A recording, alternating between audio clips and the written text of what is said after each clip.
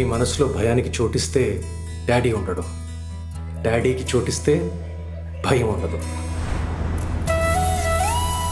అనగనగా ఒక అడవిలో ముఫాసా అనే రాజు ఉంటాడు.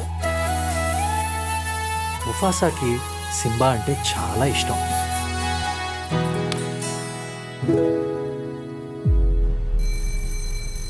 I want every student studying in our school to get 100% in every subject. ఈసారి ఎలా అయినా టాప్ మార్క్స్ రావాలి సార్. టాప్ మార్క్స్ వస్తాయి అమ్మా, కానీ మీ అందరి టాప్ లో సబ్జెక్ట్ కరెక్ట్ గా ఎక్కాలి కదా.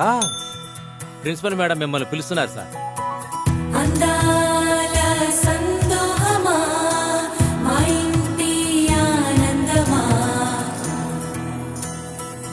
Ma'am, this is an international school. మీ సొంత కొడుకు కూడా 5 subjects లో ఫెయిల్ అయ్యాడు. రామ్, ఎగ్జామ్ లో ఎందుకేం రాయలేదు? Speak up. నువ్వు స్కూల్లో ఉన్నట్టు ఇంట్లో కూడా ఉంటే ఎలా? ఓ రియల్లీ? మరి నీ ప్రేమ పాస్ చేసిందా? డాడీ, బుక్స్ చూడకుండా చదివి టాపర్ ఎలా వచ్చావు? అనగనగా ఎడ్యుకేషన్ వేరు, ఎంటర్టైన్మెంట్ వేరు.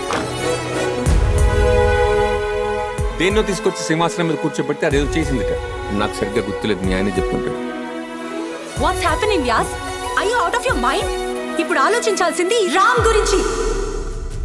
నీలా బట్టలు వేయడం స్టార్ట్ చేశాడు, నీలా బుక్స్ చదవడం స్టార్ట్ చేశాడు, అండ్ పెద్దయ్యాక నీలానే he will end up nothing.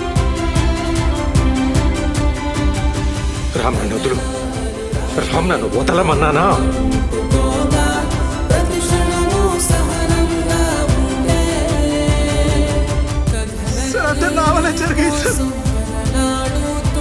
అదెంత పెద్ద క్రైమో తెలుసా? తల్లి జన్మనించినప్పుడు కేవలం ఒక ప్రాణం పుడుతుంది. ఎప్పుడైతే బ్రతుకు మనకు కష్టాల్ని ఇస్తుందో అప్పుడు ఒక జీవితం పుడుతుంది. ఎందుకు రామ్ నేనంటే నీకు అంత ఇష్టం?